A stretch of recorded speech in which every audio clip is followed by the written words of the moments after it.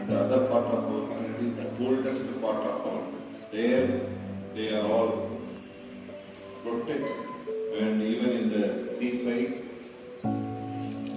they are our naval force, our air force, our military forces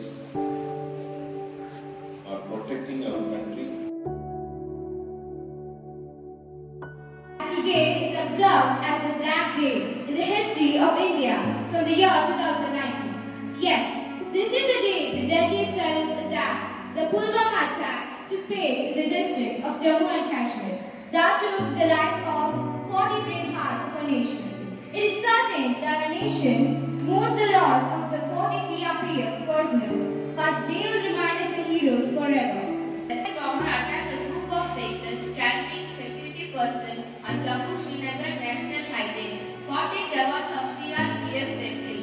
Many countries across the globe have condemned this attack and extended their support to India. ராணுவ வீரர் மரணம் நிச்சயம் என அறிந்தவர்.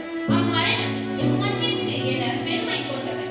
உலகமே இயக்க நிலம், நீர், ஆகாயம், நெருப்பு, காற்று ஆகிய பஞ்ச பூதங்கள் மூலப்பொருளாக உள்ளது. ஆனால் ஒவ்வொரு நாடும் நாட்டு மக்களும் தன் வாழ்க்கையை இன்பமாக இயக்க ராணுவம் என்னும் காவல் படையே உயிராக உள்ளது. அவ்வுயிராக உள்ள காவல் படையை சேர்ந்த CRPF படை வீரர்கள் 2019 பிப்ரவரி 14ஆம் தேதி ஜம்முவிலிருந்து ஸ்ரீநகர் நோக்கி